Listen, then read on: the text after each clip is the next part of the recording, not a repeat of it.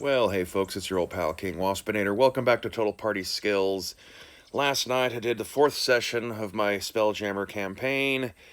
It was short and mercifully quick because it was a rough one, mostly just trying to zip up the session 3 issues where players took on way too many quest leads and tried to do everything at once. And so I kind of had it literally blow up in their face with events moving forward while they were trying to do some research to figure out what was going on. Events happened anyway, so there was an earthquake that ended up taking out almost like a fifth of the Rock of Brawl's population. Um, Hopefully, that will serve as a bit of a lesson to keep them from taking on too much at once should they find themselves in that kind of position again in the future. But the thing that I ended up doing with it, since we got a third player in, the sidekicks that they had picked up to kind of help supplement the party in previous sessions are become more redundant the more players you have. Sidekicks are a great addition if you only have one player or two player, but you get much past 3 players, and suddenly they become more of a additional encumbrance to the party, shall we say. It's just more things to have to manage and keep track of, especially when your players are still trying to get to know what their main characters are like and all that kind of stuff. I don't use Tasha's Cauldron of Everything version of the sidekicks. The sidekick rules from the Essential Kits was better. As a simpler template, you can just mash it onto pretty much any of the playable player races or monster races that have stat modifiers, as depicted in the back of the DMG, or you can use Mordenkainen's Multiverse of Monsters kind of races and stuff. You can just plug that on top of the template for the 3 types of sidekicks in the back of the Essentials kit, and bam, you're off and running. I find them a bit more streamlined. And also, I like that they cap off at level 6. Sidekicks don't need to go all the way up to level 10. Sidekicks are just supposed to be little supplementary training wheels for young starting parties that don't have enough players to cover all the basic quadrants of D&D character roles for class. The group's lacking a healer, so you can have them have a healer sidekick that just tags along and doesn't do much except whip out the Cure Wounds spell when necessary, kind of a thing. Thing is though, with sidekicks, something I never got to do with them in the last big long D&D campaign I ran pre-pandemic, where I was using the Essentials kit, was I never got a chance to use them as a way to be able to split the party in a more long-term and satisfying fashion. Having parties get split up in the course of an RPG campaign so that they can deal with different tasks, happens.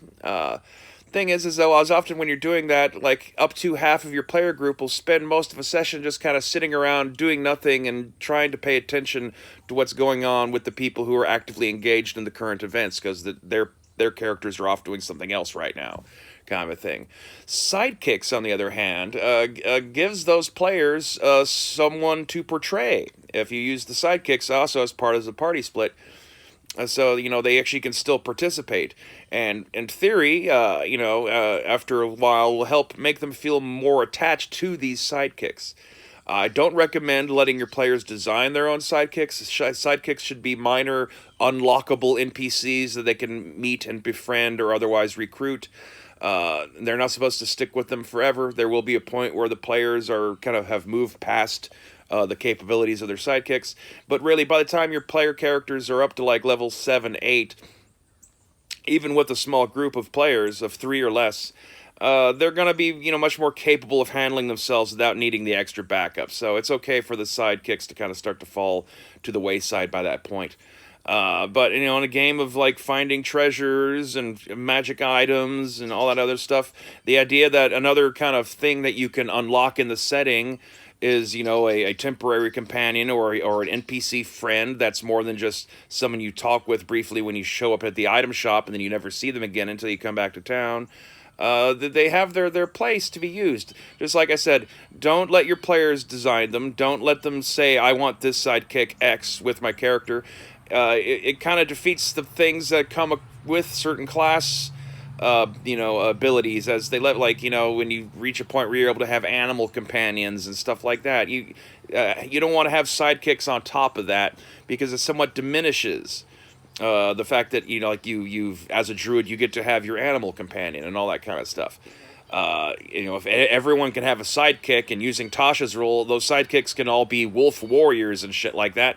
Well, then, yeah, the fact that the class feature of Animal Companion is diminished and meaningless. And I guess now that character can just now have two animal companions, but one's a playable sidekick and the other one's just a block of monster stats. That I don't find that particularly attractive. But just for my own end, for my own sense of having something fun to do as a dungeon master, trying to write all this stuff out, is now I got the party split up. One group is heading off to an ice moon. Another group is going to stay on the Rock of Brawl and deal with the fallout of the earthquake and still, try to work on some of the mysteries that they were still trying to figure out. And be able to kind of jump back and forth between sessions as to which group we're following. And then the fun will be is seeing how I can manage to steer this all back together at some point, or if at all. It might end up just kind of drifting further and further apart. These are the risks of splitting the party on purpose like this. But, I don't know, it's something I haven't got to do too much in games I've run. So I'm looking forward to it, goddammit. And you can look forward to it too by hitting like and subscribe so you can hear more of these little tidbit videos of me summing up some of the stuff and some of my thinking behind the D&D game I'm running. You can hear various videos about philosophical issues with Dungeons and Dragons. I got a new tour guide of Rift's Earth featuring the countries of East Asia that I'm working on right now. And I talk about other things as they pop up. I've been doing a slightly larger amount of film and television reviews as I find them, relatable to an audience of people who are into Dungeons and Dragons and other role-playing games.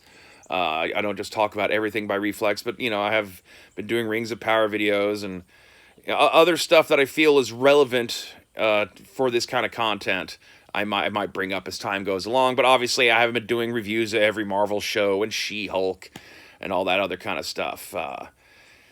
Have been watching Quantum Leap, and I do have some things to say about that, but I don't really feel that Quantum Leap really fits in with a gaming channel content, so that's why I haven't been making videos about that. But Rings of Power, obviously, Lord of the Rings has a lot of fundamental roots that D&D can trace itself to in terms of its conceptualization and how it portrays the average D&D fantasy world and the basic core races and all that. All that comes from Tolkien. So talking about the Rings of Power, I feel is as applicable to this channel. But all that and more, and all my great, wonderful insights and cuss words, you fucking fucks. Fucking fuck. And on that note, stay fucking-ated.